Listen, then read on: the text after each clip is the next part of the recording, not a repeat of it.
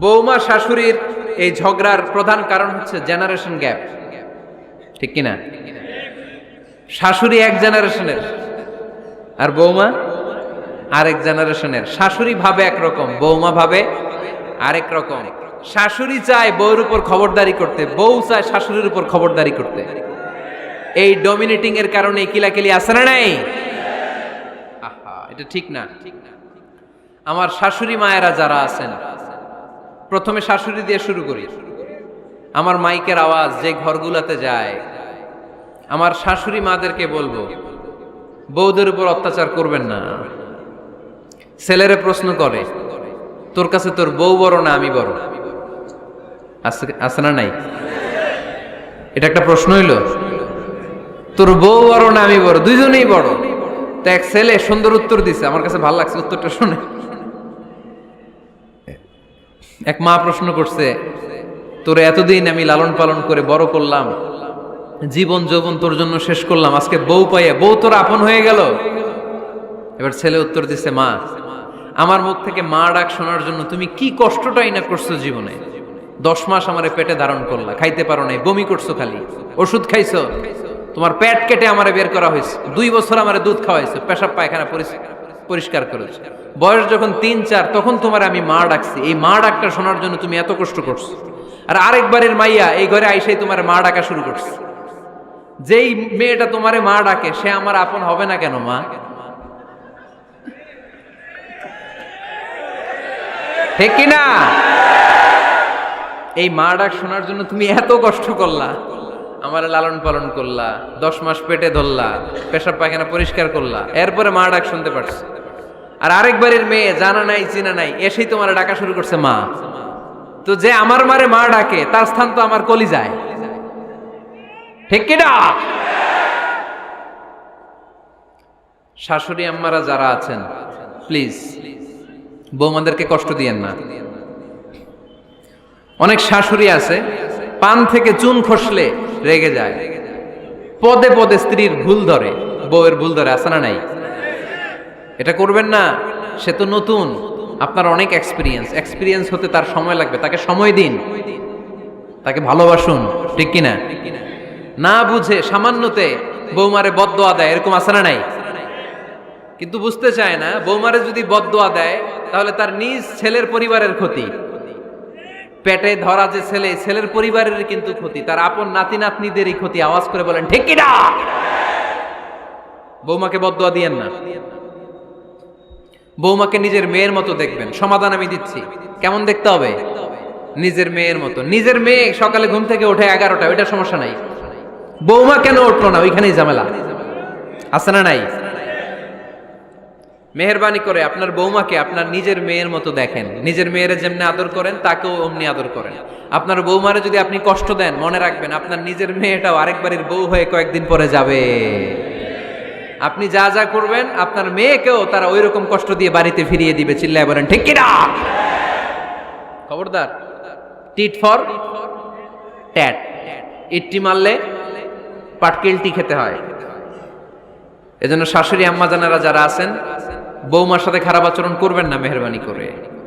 তাকে আপনি কষ্ট দিলে আপনার নিজের মেয়েটাও আরেক বাড়ির বৌমা হবে, সেও ওই বাড়িতে এই কষ্টগুলো ভোগ করবে। এগুলো যখন আপনি শুনবেন তখন আপনার চোখ দিয়ে পানি পড়বে কি পড়বে না? পড়বে। এবার আসেন বৌমার কথা বলি। বৌমা যারা আছেন মেহেরবানি করে, বৌমা যারা আছেন মেহেরবানি করে আপনার শাশুড়ি আম্মাকে নিজের মায়ের জায়গায় রাখবেন। আপনার বাড়ি ছেড়ে নতুন বাড়িতে আসছেন, তো এটাই তো আপনার বাড়ি। আপনার মা রেখে দিয়ে নতুন মা পাইছেন, এটাই তো আপনার মা। তো ওনাকে মায়ের জায়গায় বসাতে আপনার সমস্যাটা কোথায়? বৌমারা খেয়াল রাখবেন, আপনি আপনার শাশুড়ির সাথে যে আচরণটা করতেছেন, আপনার শেষ বয়সে আপনার ছেলের বিয়ে দেওয়ার পরে যে বৌমাটা আসবে ওই আচরণই আপনাকে ফিরিয়ে দিবে। The nature has its own return. প্রকৃতির একটা মাইর আছে, এটা শেষ মাইর, এটা শেষ খেলা। প্রকৃতির খেলা বড় খেলা। আপনি আপনার শাশুড়ির সাথে যে আচরণ করবেন, আপনার শেষ বয়সে আপনি একদিন শাশুড়ি হবেন, এটা মাথায় রাখবেন।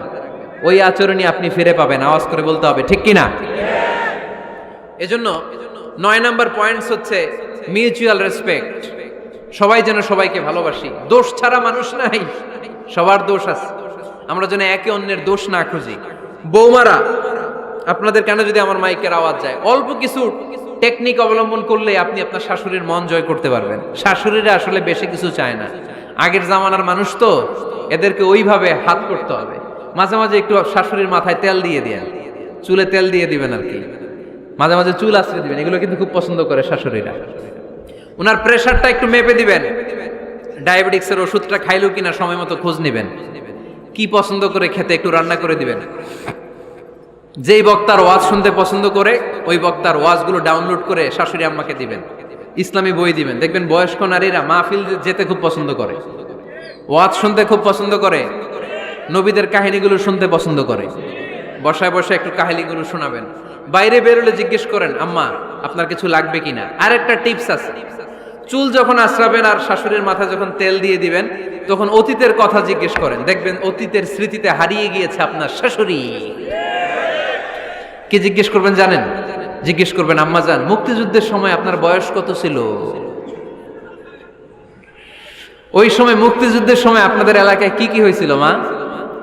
আরেকটা প্রশ্ন করবেন, মা বিয়ের সময় আপনি কেমন ছিলেন? ওই দিন দেখবেন বুড়ি আর বুড়ি নাই, জুয়ান হয়ে গেছে। ওই দিন বলবে, মা আমি অনেক সুন্দরী ছিলাম, আমার মাথায় অনেক চুল ছিল, আজকে নাই। আমগো গ্রামে আমার চাইতে সুন্দরী মাইয়া ছিল না। অতীতের স্মৃতিতে, স্মৃতি হাতরাতে হাতরাতে তিনি হারিয়ে যাবেন। জিজ্ঞেস করবেন যে, মা শীতকালে আপনাদের দেশে কি পিঠা বানাতেন আপনি যখন ছোট ছিলেন, আপনার বাপ চাচারা কি করতো? এগুলো জিজ্ঞেস করলে উনি স্মৃতির পাতা হাতরাতে হাতরাতে চোখ দিয়ে দাঁড় দাঁড় করে ওনার পানি ঝরতে শুরু করবে। আপনার জায়গায়, ওনার হৃদয়ের মনি কোঠায় এমন জায়গায় পৌঁছবে, আপনার ছাড়া উনি কিছুই বুঝবে না। বৌমারা, এই অল্প কিছু টিপস অবলম্বন করে আপনারা আপনাদের শাশুড়ির মনকে জয় করতে পারেন। শাশুড়ি বৌমার দ্বন্দ্ব আমরা চাই না, আমরা চাই শাশুড়ি বৌমাকে নিজের মেয়ের মতো জানো, আর বৌমার শাশুড়িকে আপন মায়ের মতো ভালোবাসুক, ঠিক কিনা? এই মিউচুয়াল রেসপেক্টই পারে শাশুড়ি বৌমার দ্বন্দ্বকে দূর করতে, আর ঘরটারে শান্তির টুকরা বানাতে। আওয়াজ করে বলেন ঠিক কিনা? কয়টা গেল? আর আছে কয়টা? দোয়া করবেন একে অপরের জন্য। দোয়া, সাইয়েদনা ইব্রাহিম ফ্যামিলির জন্য দোয়া করতেন, রব্বি জাআলনি মুকিমাস সালাতি ওয়া মিন যুররিয়াতি রব্বানা ওয়া তাকাব্বাল দুআ। ও আল্লাহ, আপনি আমার নামাজ কায়েমকারী বানান, আমার কলিজার টুকরা সন্তান ইসমাইলকেও নামাজ কায়েমকারী বানান, আমার দোয়াটা আপনার দরবারে আপনি কবুল করে নেন। সুবহানাল্লাহ পড়েন।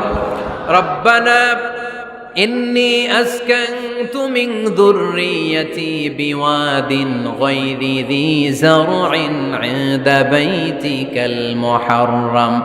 ও আল্লাহ, আমার সন্তান সন্ততি, আমার ফ্যামিলিকে ধুধু মরুপ্রান্তর এই উপত্যকার মধ্যে তোমার কাবা ঘরের সামনে রেখে গেলাম, তাদেরকে তুমি নামাজ কায়েমকারী বানিয়ে দিও। গোটা বিশ্বের সব মানুষের অন্তর আমার ফ্যামিলির দিকে আল্লাহ তুমি ঝুঁকিয়ে দিও।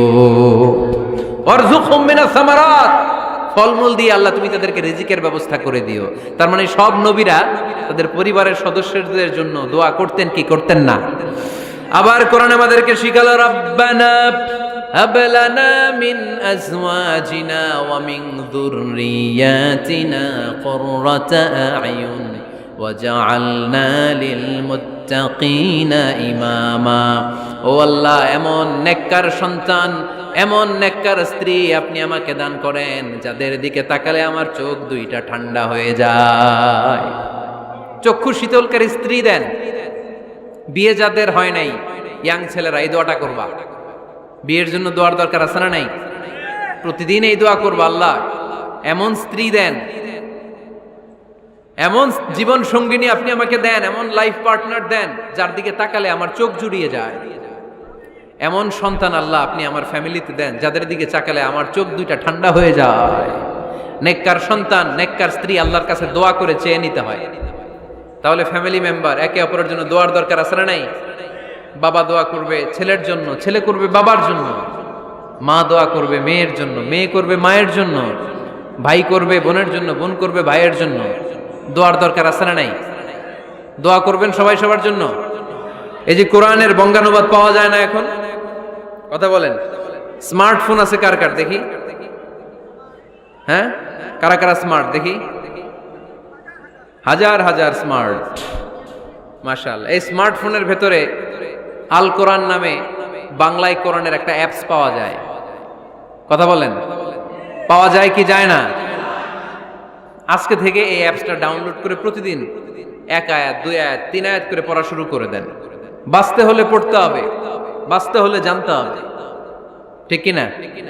এই স্লোগান আমাদেরকে শিখায়। এই স্লোগান তো আল্লাহ, এই স্লোগান দিয়েই তো আল্লাহ কোরআন শুরু করছে, ইকরা বিসমি রাব্বিকাল্লাযী খালাক। বাঁচতে হলে জানতে হবে, বাঁচতে হলে পড়তে হবে, পড়ার কোনো বিকল্প নাই। আওয়াজ করে বলেন ঠিক কি না?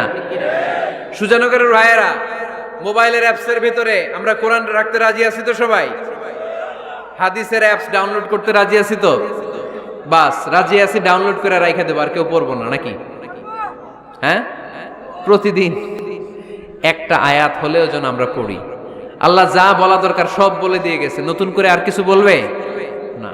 আমরা যেন পড়াশোনা করি, আমরা যেন একটা পাঠাগার বানাই। আবারও কখনো আসার সুযোগ হইলে আমি জিজ্ঞেস করবো, যদি আমার মনে থাকে যে আপনাদের পাঠাগার আছে কার কার ঘরে, সেদিন সবার হাত তুলতে হবে। এমনি পারা যাবে তো? আল্লাহ তুমি তৌফিক দাও।